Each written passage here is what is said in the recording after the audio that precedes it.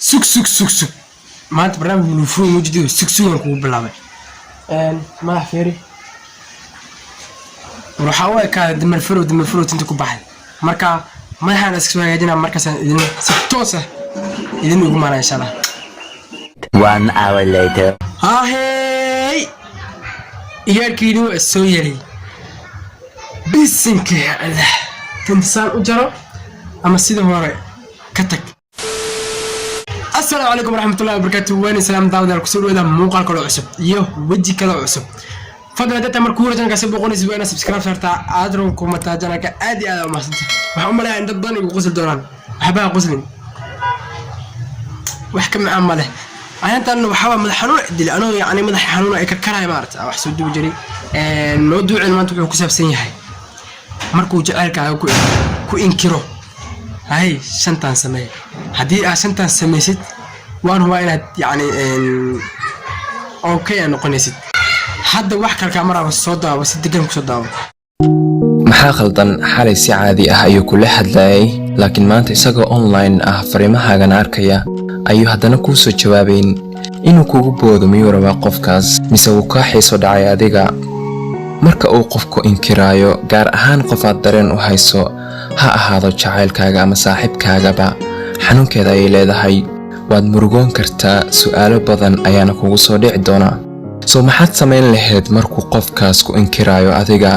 والمقالكن ayaan kugu sheegi doonaa si hadii marxaladan oo kale ay mar noloshaada kugu dhacdo aad si fudud u xaliso daawo muuqaalka ila dhamaadka okay waxa ugu horeeya ee aad samayn lahayd waa inaad isweydiiso maxaa dhacay hadduu qofka shalay caadi ku ahaa maantana iska kaainitirayo waxbaa jira oo dhacay si aad u ogaatana waa inaad adiga kow isweydiisaa maxaa dhacay maxaad ka samaysay qofkaas wax xun miyaad ku dhahday dareenka qofka miyaad daawacday adigoon ogeyn haddii aad hubto inay jiraan wax aad qofkaas ka samaysay xiriirkaasna uu muhiim kuu yahay adiga dan saaxiib waa inaad raali gelisaa qofka u sheeg qofka inaadan u dan lahayn inaad qaladkaas samayso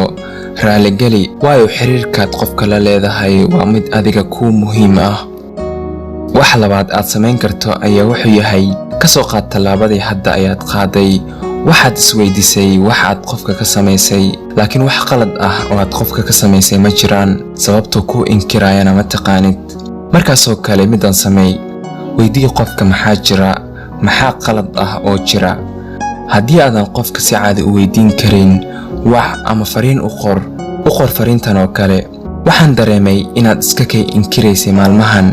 anigoon ugu talagalin haddii aan ku dhaawacay aad ayaan uga xumahay haddaan qalad kaa galay fadlan aan ogaado si aan ugu yaraan qaladkaas u saxo waayo aniga xiriirkeena aad ayuu muhiim iigu yahay fariintanna descriptionka ayaan kugu qoray copy garayso oo isticmaal marka aad xaaladaas oo kale gasho okay markaan kadibna labo ayaa dhici karta kow wuu ku soo jawaabi doonaa qofka wuxuuna kuu sheegi doonaa inaad qaladkaas iyo kaas ka samaysay isaga adigana haddii aad qaladkaas ka gashay waa inaad raaligelin siisaa labo kuma soo jawaabi doono ama wuxuu ku dhihi doonaa waxba ma jiraan waan mashquulsanaa ama wax la mid ah waxaasoo aad og tahay inay been abuur yihiin markaasoo kale qofku ku inkiraya tusaale asoo ku dhahay waan mashquulsanahay ayuu haddana maantadan status soo dhigdhigaya onlinekiisana waad u jeedaa waa adiga uun qofka uu ka mashquulsan yahay xitaa adigoo masajkaas dareenka leh u diray hadduu weli kusii inkiraayo markaas iska cadahay xiriirkaas adigoo kaliya ayuu muhiim ku yahay qofkaas uma ahan soo hadda maxaa kala samayn kartaa qodobka saddexaad aqbal inuu qofka isbedelay qof kasta noloshiisa prioritiskiisa ama wax uu mar muhiimad weyn siin jiray waqti kadib way isbedelaan laga yaabee shalay inaad qofka booskii ugu sareeyay ee noloshiisa ku jirtay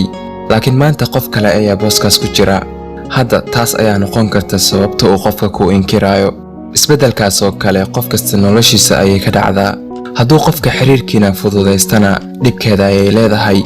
markaasoo kale waxaa xiga qodobka afraad oo ah ha iska lumin ixtiraamka naftaada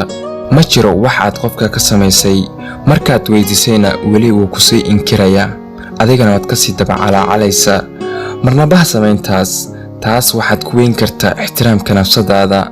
tan kale xitaa iska dheh qofka xiriirka weli wuu daneeyaa adigana waad ka daba calaacashaa markasta markan wuxuu ogaan doonaa meelahaad ka jilcan tahay taasna adiga kuma wanaagsana soo marka jooji calaacalka oo ka gooso qofka hadduu xiriirka muhiimad u lahaa isagaaba ku soo raadin lahaa ugu dambayn qodobka 5aad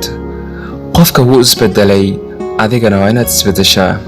booskaad u joogtay waxbuu ka bedelay adigana waa inaad wax ka bedeshaa booska kuu joogay ha isku qaldin jacaylka iyo xiriirku marnaba ma ahaan karo hal dhinacle micnihiisu waa inay labada qofba ka qayb qaataan dadaalna geliyaan halka jacaylku uu noqon karo hal dhinac jacaylku micnihiisa haddii si kale loo sheego waa waxaan kula rabaa wax walba wanaag ah hadduu wanaag kugu jirana inaan aniga kaa fogaado taas xitaa waan aqbali doonaa marka hadduusan qofka ku rabin inuu xiriirka kula wado wax dhib ma leh waan hubaa hadda ka hor qof baa noloshaada ku jiray qofkaasna waxaad moodi jirtay inaad weligiin wada jiri doontaan laakiin hadda xitaa masla hadashin sanado badan waqtigu wuxuuna baraa sidaan wax kasta ula qabsan lahayn halka shay adiga lagaa rabo waa inaad ilaashata ixtiraamka naftaada هاي وانتاس I hope وحرجع الموقع كسي دقن اقصد دوت يس واحد مدحياكم مشغولين ها don't forget هلاون waxaan idin kale idin sheegayaa in aan idin mahadcelinayo in janaalkii hore u socdo taasina adikaad geysteen aad iyo ma santaa fadlan muuqaalkan keesha like sar hadii aad keenna waxa kula kala noqon si kasta aad uga sidii daawasho muuqaalka daawto insha Allah dhamaantii waxaan rajaynayaa farxad iyo basbas barwaaqo reer amdaan caasaban waxaan oo ballah muuqaalkan insha Allah bye bye